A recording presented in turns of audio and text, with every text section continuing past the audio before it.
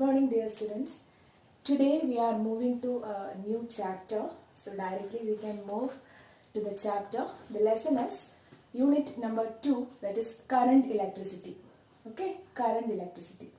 So in the first two lessons of our part 1 textbook, we have discussed about the charges which are at rest. In this chapter, we are discussing the charges in motion. Okay. Now, charges in motion will constitute current. You have studied this in 10th standard. So, basics you know, but still I will say the basics and then we will move to our concepts. Okay. So, first of all, our chapter is current electricity. The charges which are at rest are coming under the branch of physics called electrostatics, and charges which are in motion are coming under the branch of physics called electrodynamics. Okay. Now, directly we are moving to electric current. Electric current, as you know, it is the rate of flow of electric charge. So, electric current is the rate of flow of electric charge. So, rate of means what? Physical quantity divided by time is called rate of. Okay. So, electric current is the rate of flow of electric charge, can be written mathematically as I is equal to Q by T. I equal to Q by T. Understand? So, what about the unit? Unit is Coulomb per second. The unit of electric current is Coulomb per second. Or it is called ampere.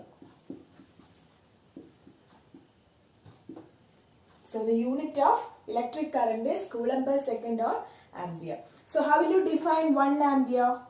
Yes, 1 ampere is defined as 1 coulomb of charge flowing in a conductor in 1 second. Okay.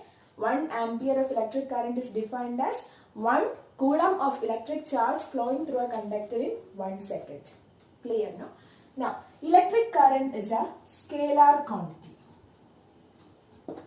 So, some of you may have a doubt that as electric current, in electric current we are mentioning the direction and magnitude, then why it is a scalar? As we are mentioning both the direction and magnitude in an electric current, but still it is a scalar quantity. Why? Because it doesn't obey the vector laws of addition. You know the laws like triangle law, then parallelogram law, these are the laws of vector addition. But in the case of electric current, if suppose this is I1, okay, this is I2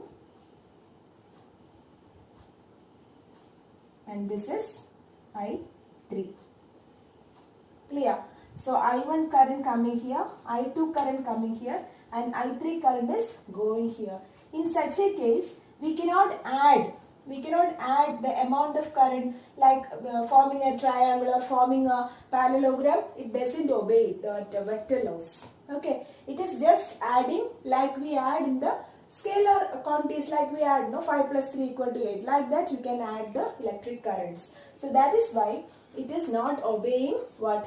The vector laws of addition. In this case I can write the equation as I1 plus I2 is equal to I3.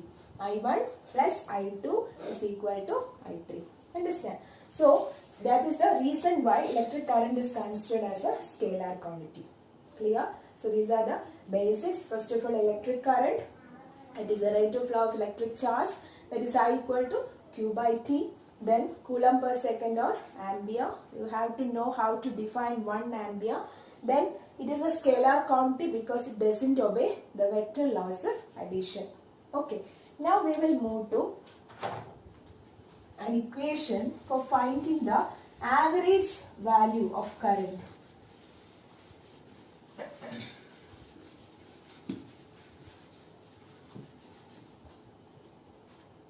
Okay. I average is equal to, suppose I have a conductor like this. I am taking a small portion here, a small cross section here, and I want to find the electric current, average value of current passing through this. Then I have to write the equation as dq by dt. That is the amount of charge flowing through that particular cross section by the amount of time taken. Understand? That will give you I average. Okay. Now if I want to find I instantaneous, these are all things that you studied in your plus 1 classes. So I instantaneous means it will change to delta Q by delta T. I instantaneous is delta Q by delta T. Understand?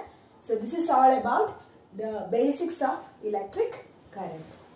Okay. Now how does the current flows in a circuit, or how is current formed in a particular circuit? Does the current flow by itself, or does it form by itself? No.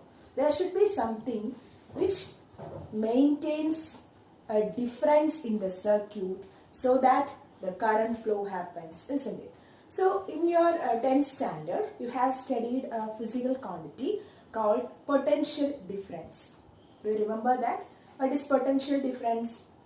In an electric circuit, a cell or a battery is maintaining the potential difference. That means the charge in the sense electron should move through the connecting wire. Isn't it? If you are considering an electric circuit, the charge should flow through that particular circuit so that current is formed. So to move a charge from one point to another, work has to be done, isn't it? And this work done to move a charge from one point to another is termed as potential difference. Okay? So potential difference means the work done. Potential difference means the work done to move a charge from one point to another. Okay? That is work done to move a charge from one point to another, which we can denote as V is equal to W by Q. V equal to W by Q. Okay. The unit of potential difference is volt. These are all basics. And or you can say it as 1 joule by 1 coulomb. 1 joule by 1 coulomb. That is 1 joule of work is done to move a charge of 1 coulomb from one point to another. That is what called 1 volt of potential difference. Now who is creating this potential difference, or who is maintaining this potential difference in a circuit? For that we are using a cell or a battery. Okay. So a cell or a battery provides the potential difference in an electric circuit. You know the symbols, cell, and a group of cells will give you a battery. Clear? So the device which is used to measure electric current is a meter, isn't it? And the device which is used to measure potential difference is voltmeter. You know. Now ammeter is always connected in series in an electric circuit, whereas voltmeter is connected in parallel in an electric circuit. The reason why it is connecting like that I will discuss later. Okay. So now you have current as well as potential difference. Now there is a law, that is the famous Ohm's law, which gives a relationship between the electric current and the potential difference. For that, George Simon Ohm, a famous scientist, performed an experiment, and he deduced a relation which shows what there is a direct relationship between voltage and current. Okay, so by his law, the law states like this: the potential difference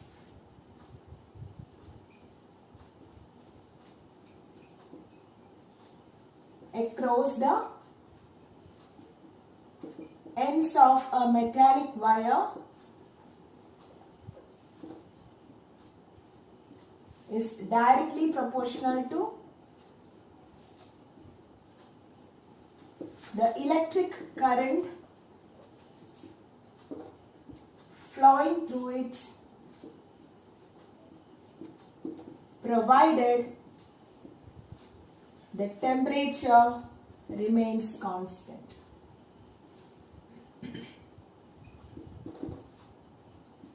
Okay, so this is the famous Ohm's law. So what about the statement? The potential difference across the two ends of a metallic wire is directly proportional to electric current. Electric current flowing through it provided the temperature remains constant. This is a condition. This is the only condition for Ohm's law. The temperature while we are doing that particular experiment should be a constant. And this is for your practicals also. So we will be clear when you do the experiment. Okay. Now, anyway, based on this statement, we can frame an equation. Equation as V proportional to I. V proportional to I, or this proportional symbol can be changed by a constant called R, which we call it as resistance. Okay.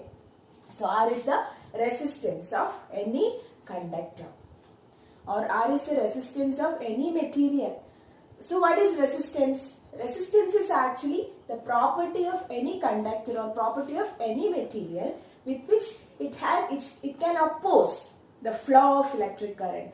Resist, the word itself means to oppose, isn't it? So resistance is the property of a conductor with which it can oppose the flow of electric current. That means a material having large resistance means very less amount of current will flow through it. A material having low resistance means large amount of current is flowing through it. Understand? So you can say that this current and resistance are inversely proportional. You know that V by R equal to I. Clear? That is, I and R are inversely proportional. So when resistance decreases, current will be more, like conductors. In conductors, the value of resistance is very low, so that the current flow will be more. But in the case of insulators means the materials are classified into three, mainly conductors, insulators, semiconductors, like that. So we will come to semiconductors later. Anyway, conductors and insulators, with respect to resistance, if I am saying, if resistance is very low, it has the capability or ability to allow the passage of electric current, which means they are conductors, very less resistance. Okay, if the resistance is more, the current flow will be very less, which we call it as insulators. Okay, so these are the details regarding to Ohm's law. Now, what is the cause of this resistance? What is the cause of this resistance? Have you ever thought of it? What will be the cause of resistance? For example, suppose you consider a metallic conductor. Okay, a metallic conductor consists of a large number of free electrons. As you know, that is the reason why the conductors, they are called as conductors, easily allow the passage of electric current. So, it consists of large number of free electrons. Now you know that these free electrons are in random motion. These are in random motion. So somewhere or here they will collide each other, isn't it? So there will always be a collision between electron-electron or electron-ion or electron-atom. So such collisions are happening inside, isn't it? So this electron, if it has to reach a particular destination, if it has to move to a particular destination in a fixed interval of time, and during the collision, what will happen? The time taken by it to reach that collision will increase. Why? Because there is a collision, there is a block, so that it will take a little more time to reach there, isn't it? That is what called resistance. So this is the cause of resistance. Understand? So like if you are coming to physics lab from your classroom, okay, so many are coming in line, some of you are rushing, okay, and when you just reach the door of the physics lab, there is a collision, suppose, because you are all good students and you are forming line and standing there, but still just assume that you are colliding each other, okay, and during the collision no one is able to enter the lab. It will take some more time to enter. If first person is, however, he entered into the lab, the next one will also come with you. Like that, if there is a rushing or if there is a collision at the door, there is a increase of time, isn't it? Time is increased to enter into the lab. Like that, here also the time is increased when they collide each other. Understand? So it will result in resistance, which opposes the flow of current. Only when the electron flows, current is produced. And if the electron takes time to flow, the current is decreased, which means resistance is increased. That is, resistance is always inversely proportional to current. When resistance increases, the current decreases. Understand? Now, that is the cause of resistance. Okay. Now we will discuss the factors affecting resistance. Okay, what are the factors affecting resistance? This portion also you may be familiar with as you have studied in 10th standard. Factors affecting resistance. So before moving to the topic, first I will introduce the Ohm's law circuit. Okay, do you know Ohm's law circuit? For conducting Ohm's law experiment, we need what? What are things we need? What are the basic requirements? First one is a battery, isn't it? Battery. Next, we need a resistance wire.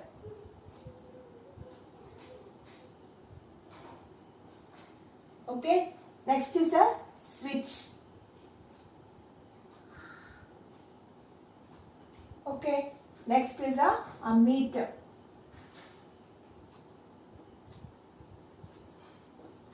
Next is a voltmeter.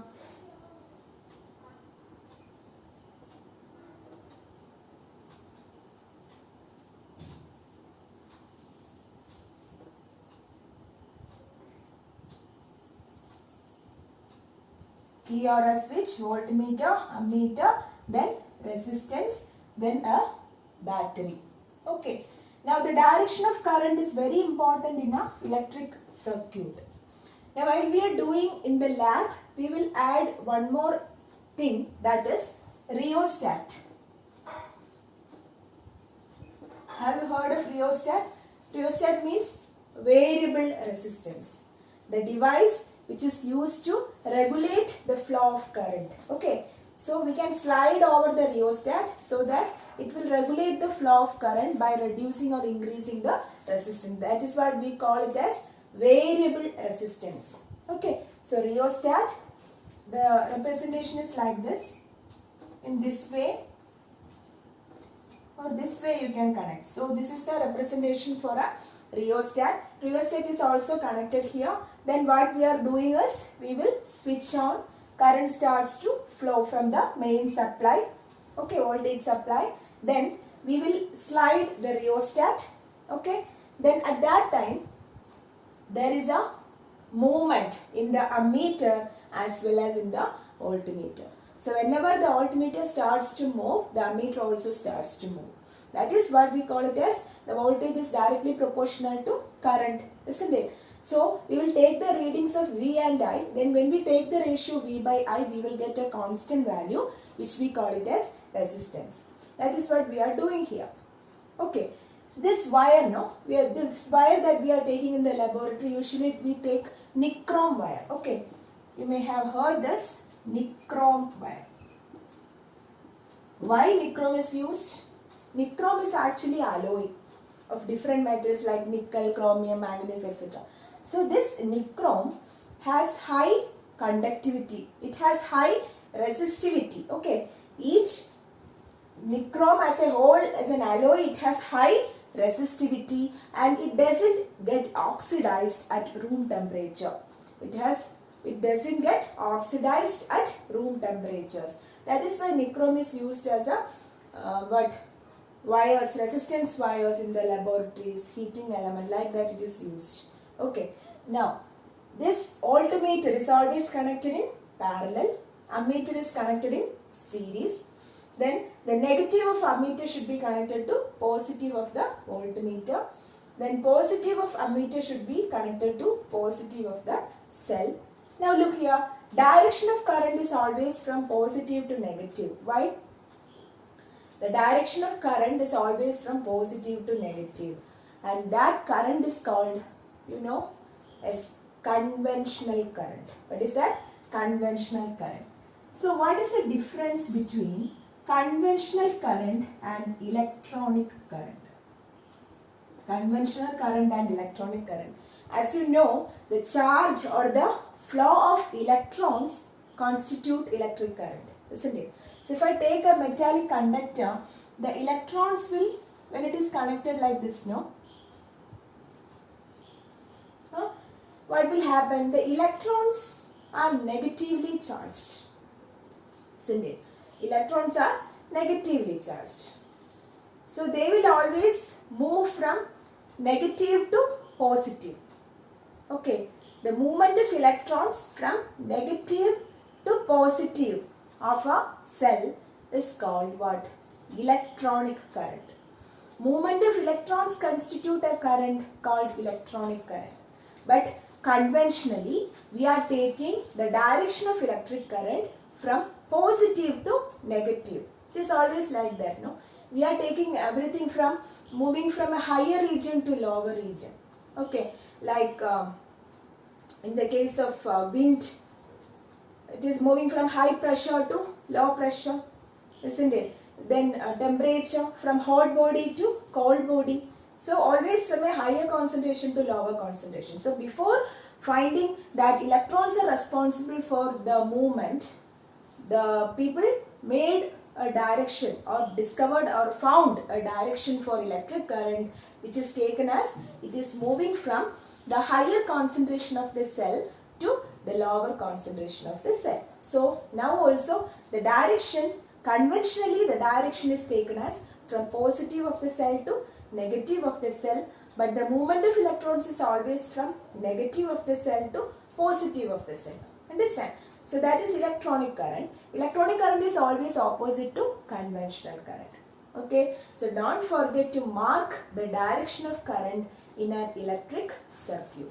So this is the basic Ohm's law circuit. Where we are doing in the lab, we will add rheostat also, so that we can adjust the value of current, and as the value of current is increased or decreased, the value of voltage also increase or decrease, and we will take the ratio and you will get a constant called resistance. Okay. Now here we were discussing about the factors affecting resistance. So here this is the resistance wire, right? This is the resistance wire. So first we will connect like this and take the measurements. For example,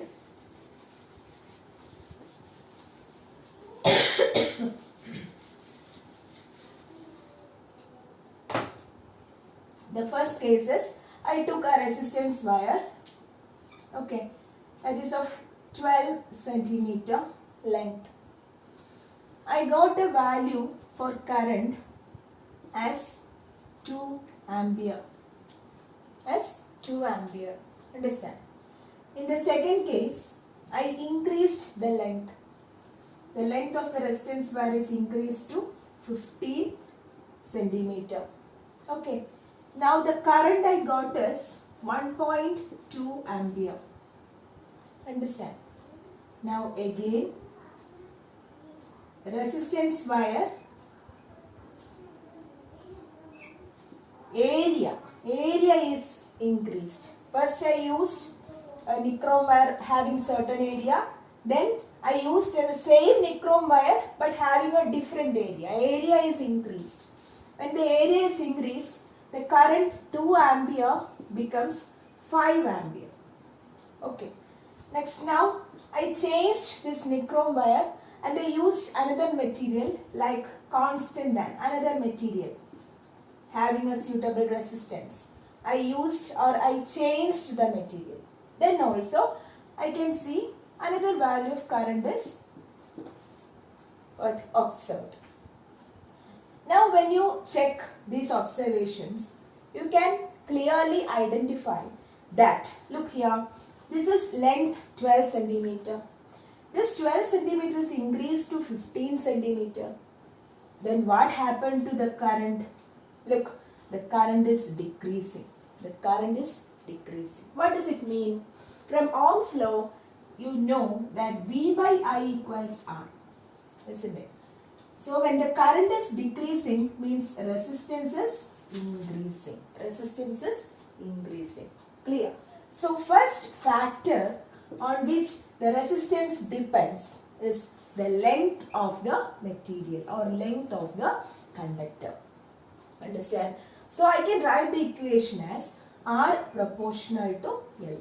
R proportional to L. Clear? Now, next is this the first case where I equal to 2 ampere. I increased the area. I increase the area of this material. Let it be nichrome. Okay. Then what happened? When area is increased, the current is also increased from 2 ampere to 5 ampere. What does it mean? Current increased, which means resistance decreased. Isn't it? So when area is increased, that means the thickness of the wire is increased. The current is increasing, which means that resistance is decreasing. So the second factor is R inversely proportional to area. R inversely proportional to area. Okay. Now we are using another material. The nature of the material is changed. The material is changed. So when again nichrome is changed to constant and the current is also varying. So I can say that resistance depends upon nature of the material also. Nature of the material also. Now one more factor you have to understand, that is temperature.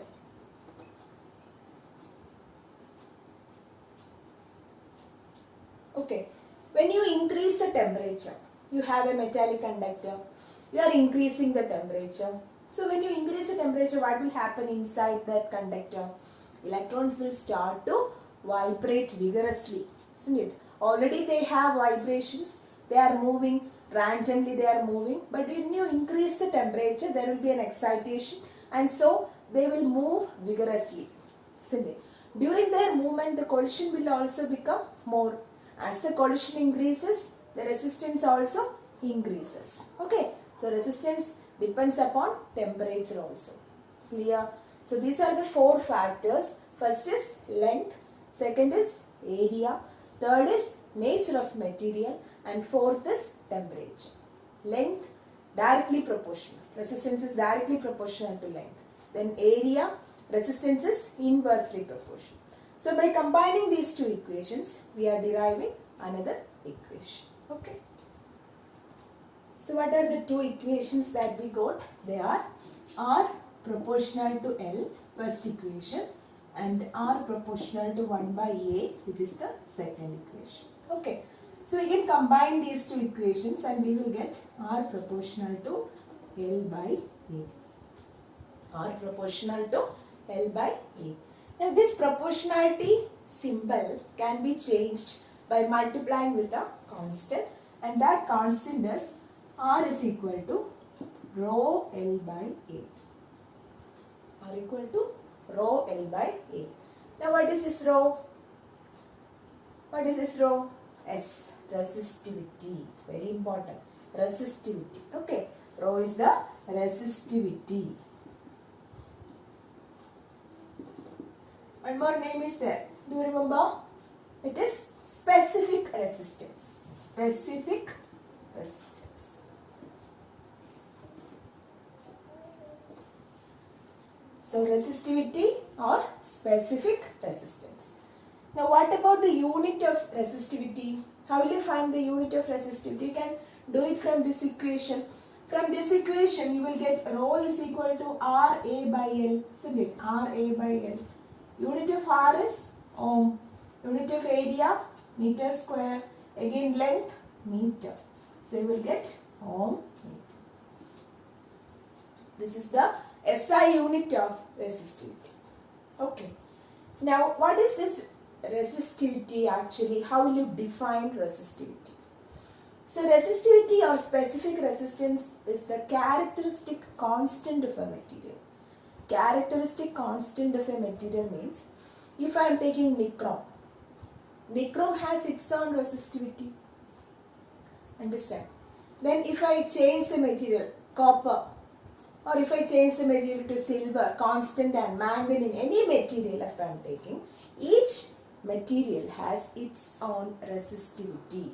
Understand? So for each material, it has a particular constant value. It is called the characteristic constant. Okay. Now, how will you define this resistivity? Resistivity can be defined as, it is the resistance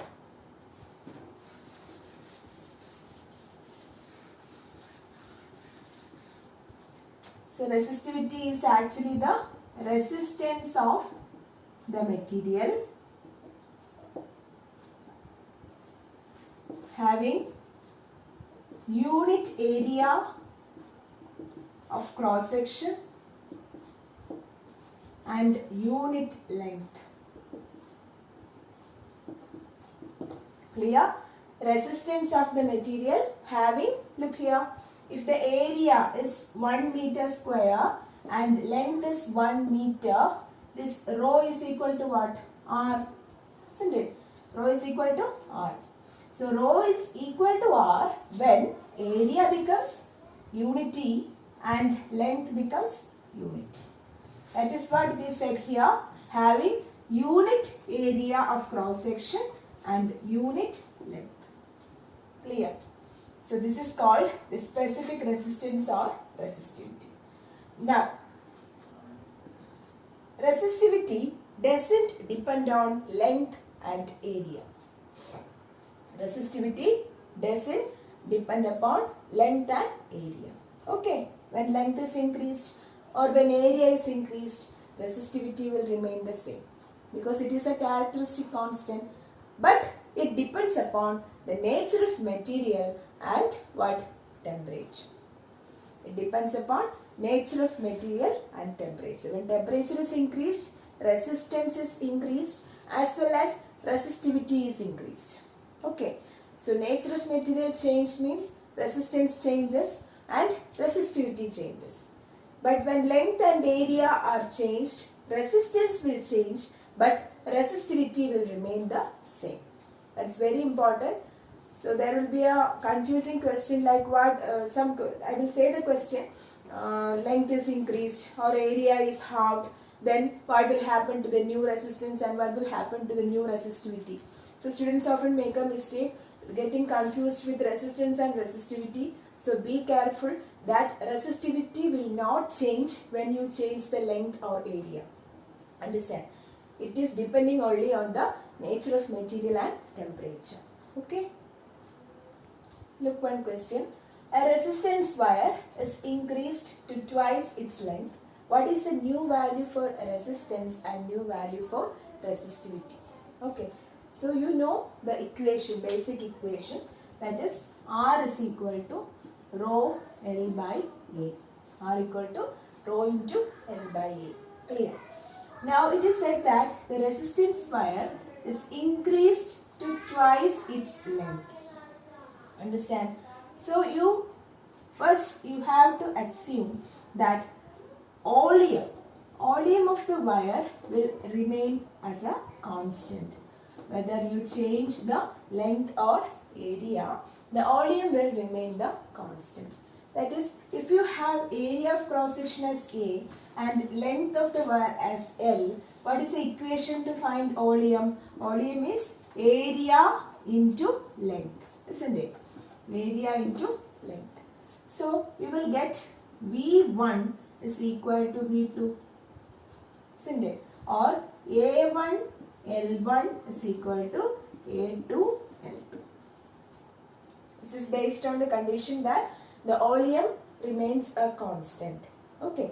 So you can relate A and L and you will get one relation, that is A1 by A2, A1 by A2 equal to L2 by L1. Okay. A1 by A2 equal to L2 by L1. Okay. Now, our first length was L1, then it is increased to twice its length, that is L2 becomes 2L1. Understand? This statement can be written like this. New length becomes twice the first length, isn't it? So if I substitute the value here, A1 by A2 is equal to 2L1 by L1, which is 2, isn't it? So what is A2? What is the new area? When length becomes twice its original length, what about the area? For finding that, we are using this equation. So from this equation, A1 by 2 will give you A2. Understand? So what is the new area? Area becomes half of the original area. When length is doubled, area becomes half. Clear? Clear? Okay. Like that, you can find for any measure. Okay, if it is 3 times, length becomes 3 times. Then what about area? Area becomes 1 by 3. Length becomes 4 times. Area becomes 1 by 4. That you have to keep in mind. Okay. So when length become twice or length is doubled, the area becomes halved. Okay. So keeping this on mind, you can substitute that to our general expression, that is R is equal to rho into L by A. Okay. So what will you get there? Look here. I can write R1 equal to rho into L1 by A1. Okay, this is for the first case, equation number 1. R2 is equal to rho into L2 by A2. This is equation number 2. Okay, you have to find the new resistance and the new resistivity. As I told, resistivity will not change. It doesn't depend upon length and area. You can directly write that resistivity remains a constant. And further simplification will give you, I have to take the ratio. If such a question comes, no, you have to take the ratio of the original resistance and new resistance. So this expression I can write as R2 by R1. R2 by R1 will give you L2 by A2 divided by L1 by A1. Clear? Now what is L2? L2 is 2L1, isn't it? So 2L1 by, what is A2? A2 is A1 by 2. A2 is A1 by 2. That means when length becomes doubled, area becomes halved. So A1 by 2 divided by L1 by A1. Clear? Now L1 cancel, A1 cancel. Remaining you will get R2 by R1 is equal to 2 into 2, which is 4. Or you can say the new resistance becomes 4 times the original resistance. New resistance becomes 4 times the original resistance. Understand? And you can make it clear, that is, when length is doubled, resistance should increase, as L and R are directly proportional. If you are getting it like 1 by 4, you can make sure that it is wrong. Understand? New resistance will always be increased if the length is increased. Here the length is twice its original length, then the resistance becomes 4 times. Understand? If it is 3 times, means the resistance becomes 9 times. If it is 4 times, the resistance becomes 16 times. So that, like that, you can do. Based on the marks, you have to write the steps. Clear? So we will move to the next topic. Okay.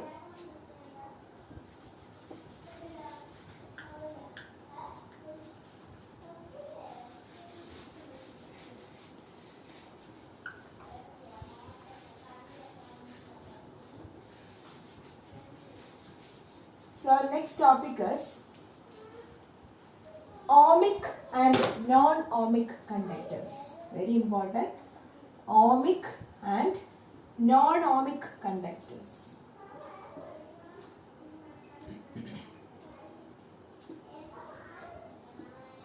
By the word itself, you will be getting some idea. That is, conductors which obey Ohm's law.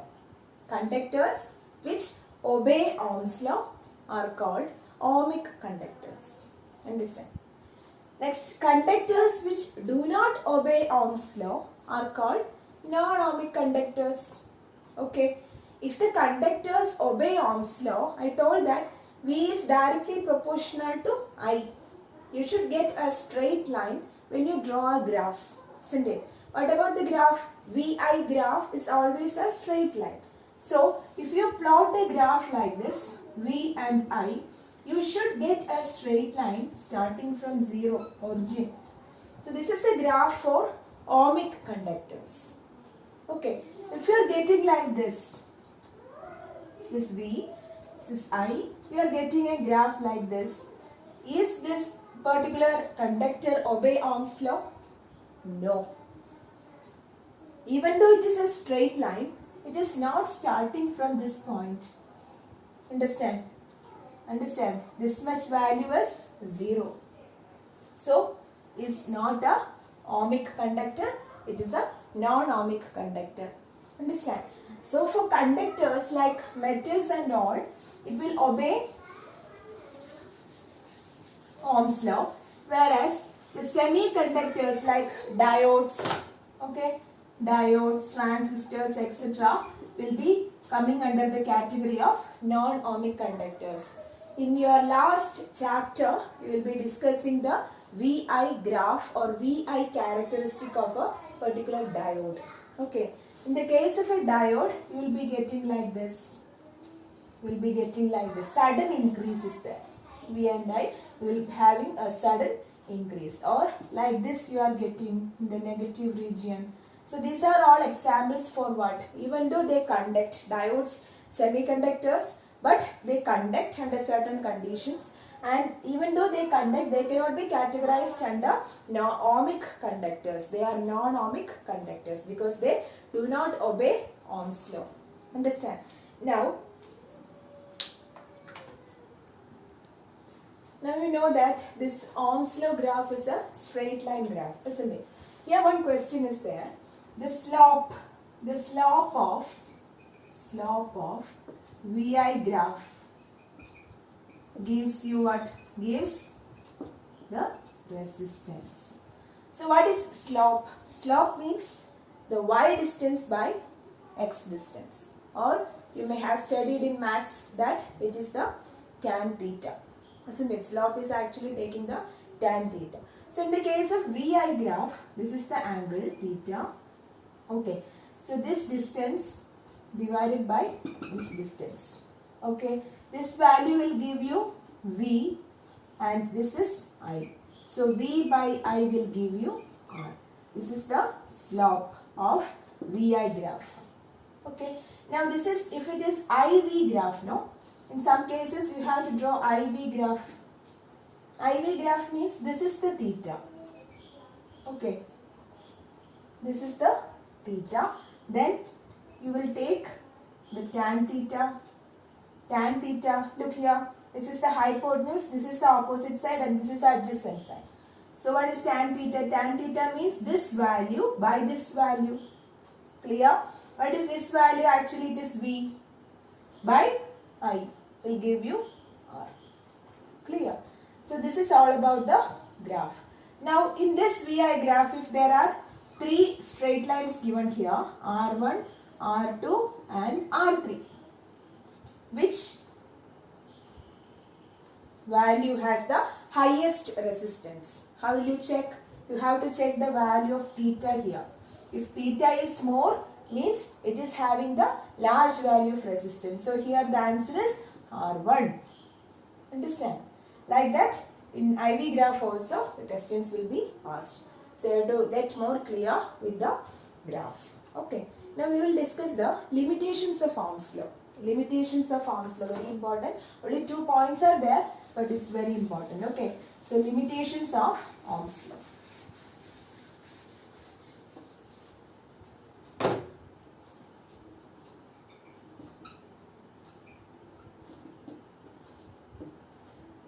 Limitations of Ohm's law. First one is, as we told, some conductors do not obey Ohm's law. That is actually a limitation, no? So we can say that non-ohmic conductors is actually a limitation. Non-ohmic conductors is actually a limitation. Now, in this VI graph, while we are drawing, this is VI graph, okay? Now, look here. According to Joule's law of heating, you have studied Joule's law of heating in 10th standard. And according to Joule's law, H is equal to what? I square RT. H equal to I square RT. So when the resistance is when the heat is increased, what will happen? The resistance will also get increased. When the temperature is increased, the resistance is increasing, right? So when the resistance is increasing, starting onwards no problem. So it is going like a straight line, and finally when it reaches here, it will turn like a curve. So as the heat or as the temperature increases, resistance increases, and so VI graph is not a straight line, it will be turned into a what? Curve. So these are all limitations of Ohm's law. Understand?